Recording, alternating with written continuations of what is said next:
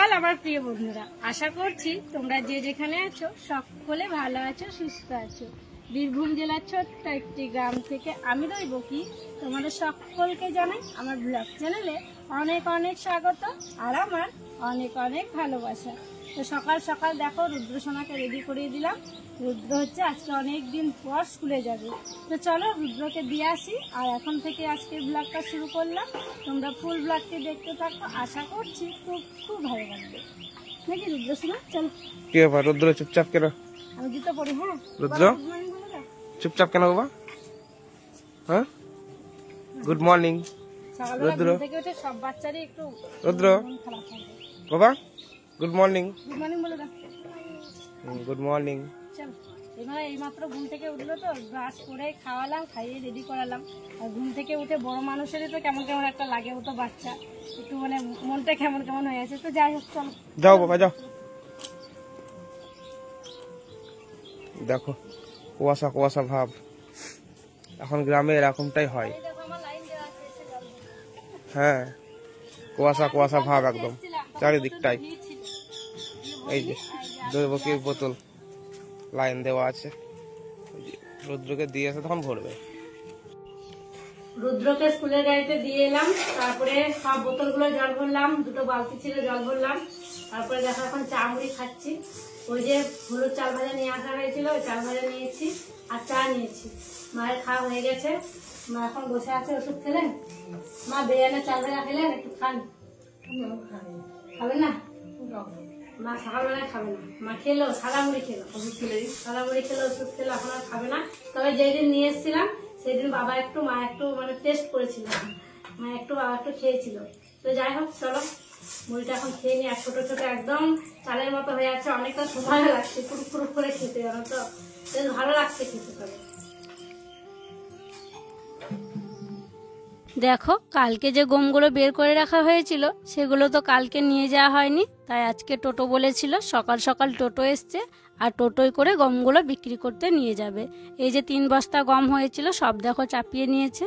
আর রুদ্র বাবা সামনে বসবে, দিয়ে গমগুলো বিক্রি করবে। বিক্রি করে ওই যে তোমাদেরকে বলেছিলাম না যে রুদ্রর বাবার একটা ইচ্ছে পূরণ করা হবে, তো ও যাবে গমগুলো বিক্রি করে ওই জিনিসটা নিয়ে আসবে। আর নিয়ে আসার পর তোমাদের সাথেও শেয়ার করব।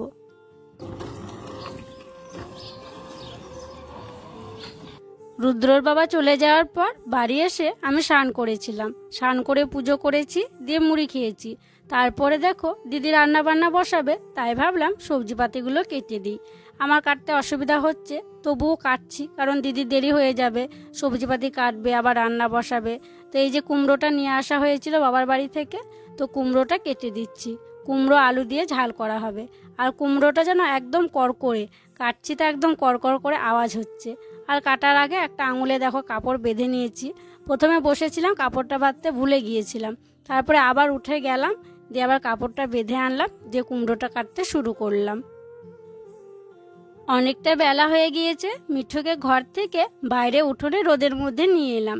এখন মিঠু স্নান করবে, আর স্নান করানোর জন্য দেখো জল দিয়ে দিয়েছি ভিতরে, আরও জলের ভিতর ঢুকে কি সুন্দর স্নান করছে। আর জানো মিঠু না এখন অনেক কথা বলতে শিখে গেছে, আমাদের সাথে অনেক গল্প করে, অনেক কথা বলে। তোমরাও যদি ওর কথা শোনো তোমরাও কিন্তু অবাক হবে। তো এখনও স্নান করছে বলে কোনো কথা বলেনি, তো ও যখন কথা বলবে তখন তোমাদেরকেও কিন্তু কথাগুলো আমি শোনাবো। আর কি সুন্দর স্নান করছে দেখতে, দেখো ভালো লাগছে। এইভাবে জল দিলে জানো তো নিজের মনের খুশিতে খুব সুন্দর স্নান করে, তারপরে আবার গাটা ঝেড়ে নেয়, দিয়ে রোদে শুকিয়ে যায়, তারপরে তখন আবার ঘরে নিয়ে গিয়ে রেখে দিই। জীবনে এত দুঃখ আমায় কেন দিলি, তুই তো আমায় ঠিক না রে, এমন কেন দিলি, তুই কাছে তারা আমার দুঃখ বলে, তুই নাকি অনেক আগে গেছিস আমায় বলে, এক জীবনে এত দুঃখ আমায় কেন দিলি, তুই নাকি অনেক আগে গেছিস আমায় বলে, এক জীবনে এত দুঃখ আমায় কেন দিলি। দুঃখ দিলে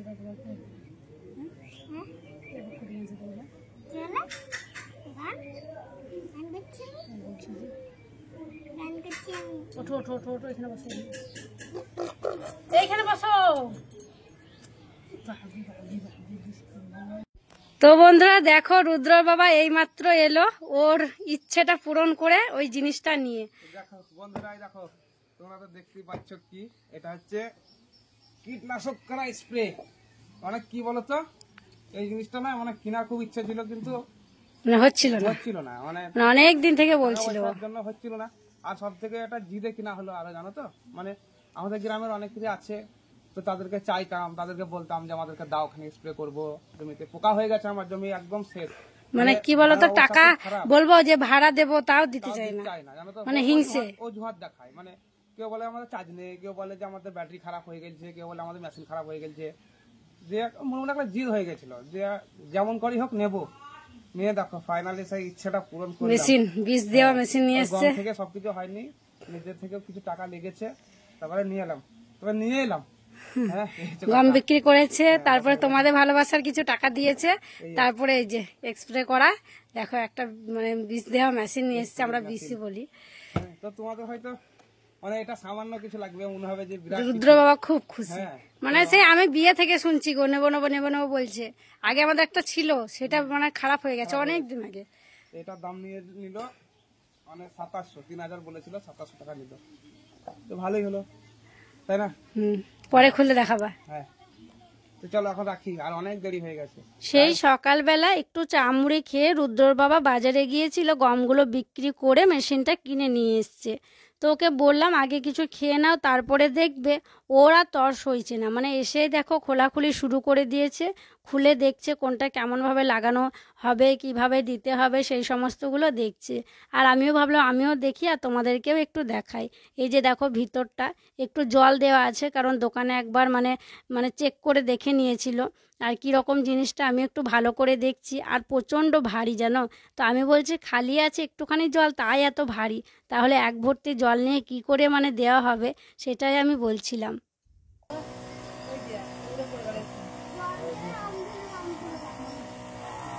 তো দেখো বন্ধুরা, আনা মাত্রই আবার দেখে নিচ্ছি। এই যে মেশিন নিয়ে আসার পর ভালো করে খুলে সবকিছু দেখলো, তারপরে জল ভরলো। আর প্রথমেই দেখো আমার গাঁদা গাছগুলোতে জল দেওয়া হচ্ছে। জল শেষ, বেশি জল দেয়নি এখন, জল বেশি দিইনি, টেস্ট করে নিল, চেক করে নিলে একবার ঠিকঠাক আছে। সেইভাবেই কিন্তু কীটনাশক দেওয়া হবে।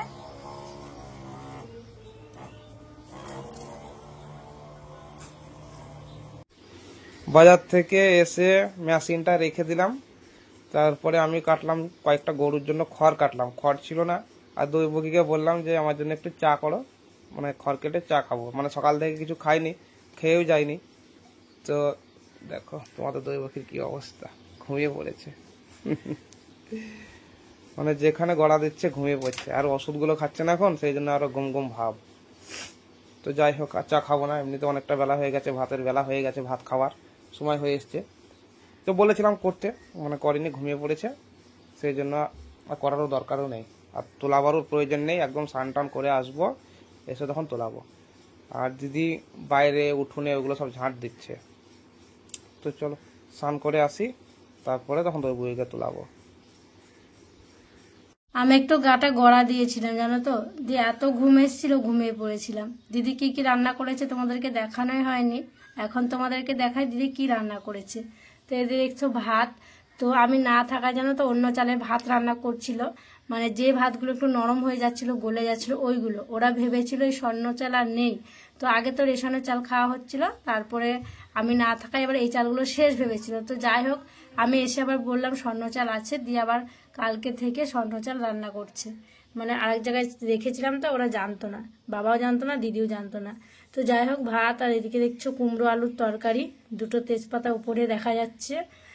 আর এখানে আছে সর্ষে মাছ, সর্ষে দিয়ে মাছ রান্না করা হয়েছে, তবে এটা পাঙাশ মাছটা নয় গো। তো কালকে আবার মাছ ধরা হয়েছিল, বড় একটা কাতলা মাছ পেয়েছিল, আর কিছু ছোট মাছ পেয়েছিল, তো ওই মাছের সর্ষে মাছ করা হয়েছে।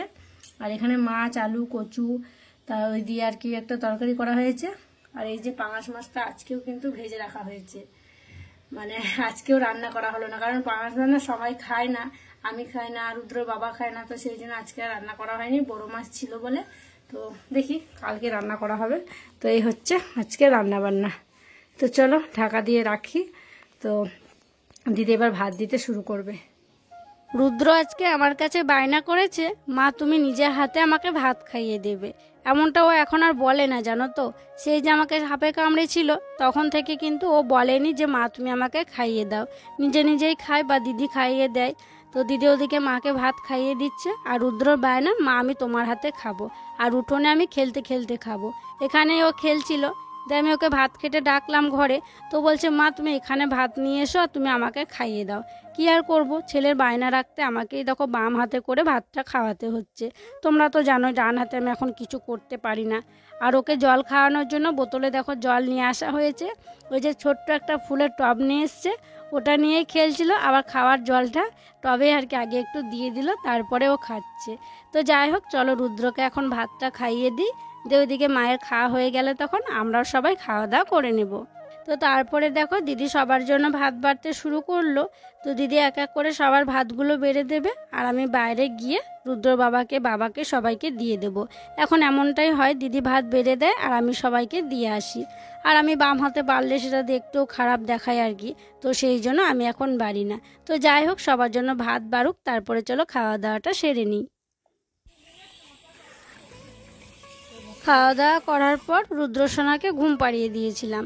তারপরে আমি ওর পাশে একটু শুয়েছিলাম, তবে আমার কিছুতেই ঘুম আসলো না, জানো তো কেন কি জানি। তো তারপরে আবার উঠে পড়লাম, দিয়ে দেখছি টাইম করে জল চলে এসছে। তো ভাবলাম ঠিক আছে তাহলে জলগুলো ভরে নিই। আর অনেকগুলো বোতল ফাঁকা ছিল, আবার দেখো দুটো বালতিও ফাঁকা আছে। তাই বোতলগুলো সব নিয়ে চলে এলাম, আর বালতিগুলো নিয়ে চলে এলাম। আর দিদি ওদিকে বিকেলবেলায় উঠোনগুলো সব ঝাটপাট দিচ্ছিল। আর সেদিনকে আমি ঝাড় দিয়েছিলাম বলে তোমরা অনেকেই কমেন্ট করে বলেছিলে যে তুমি এখন ঝাড় দিও না। তো সত্যি ঝাড় দিতে অনেকটাই অসুবিধা হয়, তো দিদি দেয় আর কি, সেই দিন আমি দিয়েছিলাম। তো যাই হোক, চলো এক এক করে বোতলগুলো ভরে নিই, তারপরে তখন বালতিগুলোও ভরে নেব।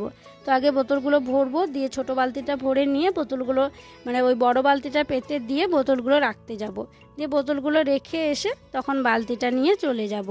আর তারপরে একটু চুল টুল আঁচড়াতে হবে। এখন তো মায়ের চুল আমি আঁচড়াতে পারি না, তবে নিজেরটা একটু মানে আলতো আলতো করে নিজে নিজে আঁচড়ে নিই। বিকেলবেলায় দেখো একটু ছাদে এলাম মিঠুকে নিয়ে। তো ওই দেখো মিঠু কথা বলছে। হ্যাঁ হ্যাঁ, কি বলছো তুমি? আর জানো মানে মিঠু অনেকক্ষণ ধরে আমাদের সাথে অনেক গল্প করলে। দেখো বলো তো মিঠু, মিঠু, মিঠু বলে তো মিঠু খাবার।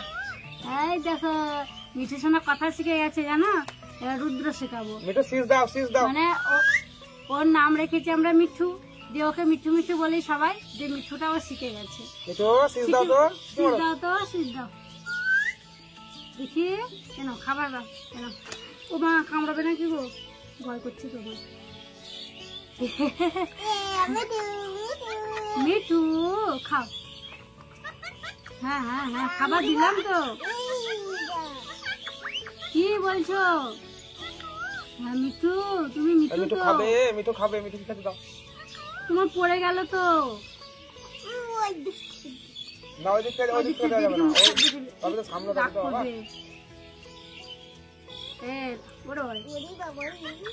কি হলো, খাবা না? হ্যাঁ খিদে পাই। খাও খাও খাও।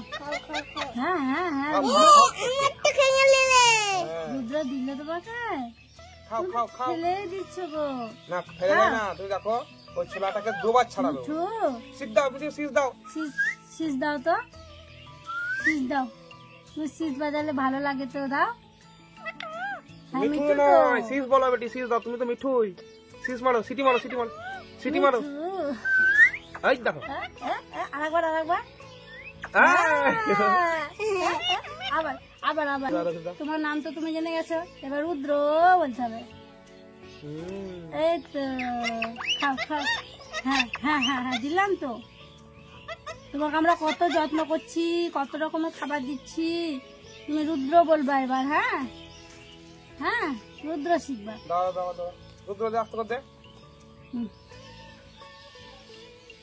এই দে, রুদ্র ভয় করছে। শীষ দে মিঠু, শীষ দে। আমরা আর গাছের পেয়ারা খাই না, তোমাকে খাওয়াই গাছের পেয়ারা। তো দেখলে বন্ধুরা, এই কয়েকদিন মাত্র হলো মিঠু আমাদের বাড়িতে এসছে, তার মধ্যেই কিন্তু আমাদের সবাইকে চিনে গেছে, আমাদের সাথে কথা বলছে, আমাদের সাথে গল্প করছে, দেখো কত খুশি ও।